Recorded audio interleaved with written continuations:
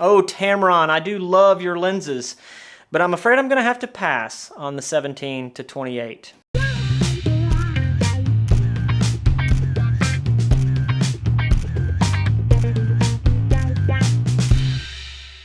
Hello world, my name is Matt Spa, and I'm a photographer, videographer, and a little bit of a lens junkie in Atlanta, Georgia.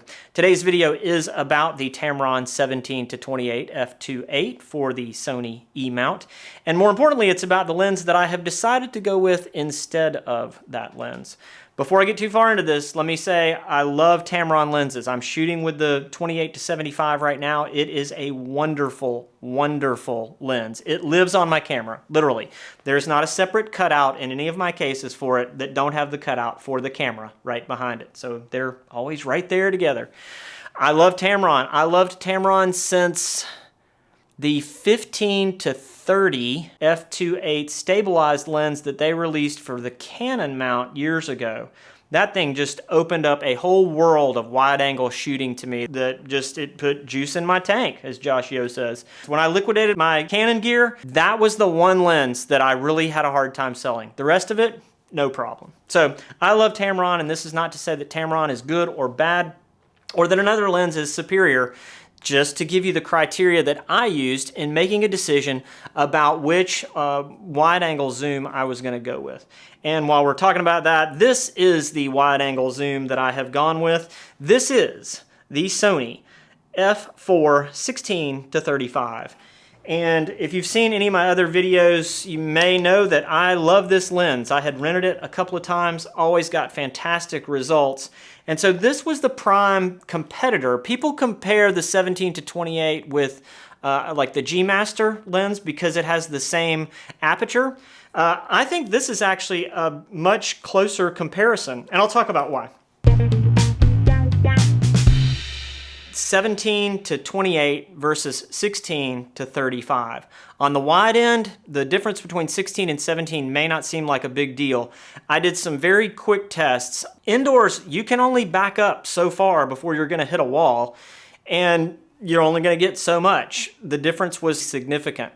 When I took the lens outside and framed up the same field of view at 16 millimeter and 17 millimeter, and then measured the distance that I had to walk forward to achieve that, on a 40-foot shot, I had to walk forward about 13 feet. So it's pretty significant, even though it doesn't seem like it. On the other end, between 28 and 35, there's a lot of flexibility there. If I'm shooting an event, I'm not going to have to get as close to a subject and maybe interfere with them. So on the flexibility side, the Zeiss lens just, it wins. It's got a bigger focal length.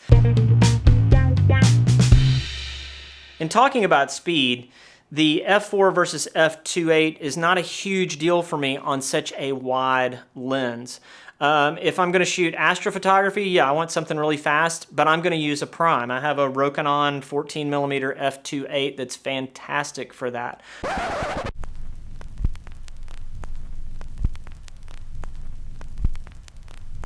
So this is not a lens that I would use for that application.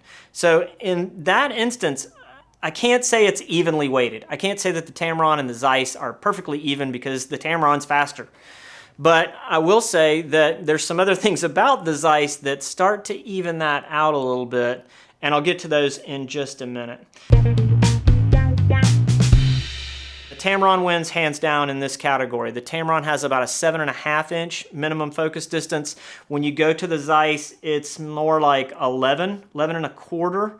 So one thing I do like to do with wide angle lenses is to shoot very close. And so it's only 4 inches of distance, 4.5 inches of difference between the two. So it's not major, but the Tamron definitely gets the nod in that respect.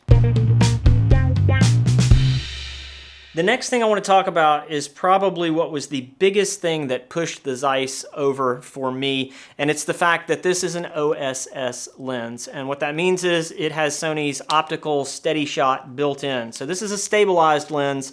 The Tamron is not a stabilized lens. And I mentioned earlier the difference between the apertures, the f2.8 and the f4. Having a stabilized lens at a smaller aperture, I can go to a longer shutter speed and not introduce camera shake. So does all that make sense? That's a lot of math. That's the whole triangle plus the stabilization. Anyway, if it doesn't make sense, I'll try to make a video about it later. But basically, a stabilized lens can buy you a stop of light or maybe two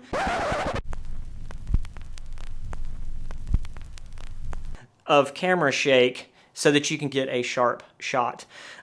For the video side of things, it's stabilized. On a gimbal, on my mic rig stereo that I use sometimes, it's just going to get smoother footage. And I've kind of done the test on that, and I can say without doubt, the Sony lens gives me much more professional looking footage.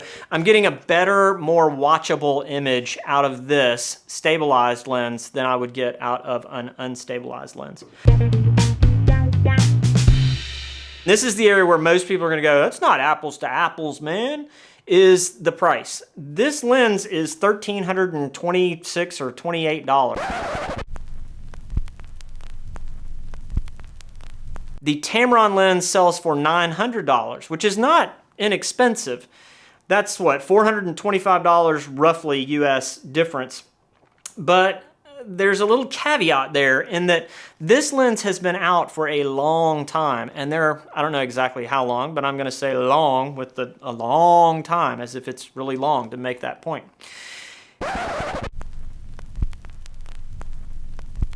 And that means there's a lot of them that are up for sale used. I bought this lens last weekend with the box, with the bag, with the paperwork for $850 US. It has some scratches on the outside, so it's not a new lens, but it has no scratches on the glass. It performs flawlessly, and I actually paid less than what the Tamron lens sells for. So because this has been around a while, you're gonna find samples out there for less than $1,000. And by the time you buy the Tamron and pay tax on it and probably shipping and everything else, you're gonna be in that $1,000 market, I would guess. So that's kind of the last big deal. The little bonus one that I'll throw in, and I have found this to be true about Sony lenses across the board, the zoom ring on Sony's zoom lenses is just, it's super smooth. The Tamron lens that I have, the 28-75, that zoom lens is, or zoom ring is, it's a little bit stiff. It's just, I cannot use it when the camera's on a gimbal. I'll put it that way. The gimbal starts to fight with it, the footage gets squirrely. I can use this on a gimbal, I can use it on the mic rig stereo and still get nice, smooth zooms that aren't jumping all over the place. So again, across the board, the Sony zoom rings to me are just, they're super, super smooth, and that's a really nice thing. That kind of wraps this up. I hope that the information that I have used to make my decision will be helpful to somebody else out there who's looking for a wide-angle zoom. If you like this video, give me a thumbs up and a like, and tell 2 friends, and ring the bell. And if you didn't like it, give me a thumbs down. But if you give me a thumbs down, give me a comment and tell me why. I'd like to fix it. I'd like to make videos that everyone enjoys. So that's it for this one. I'll see you next time.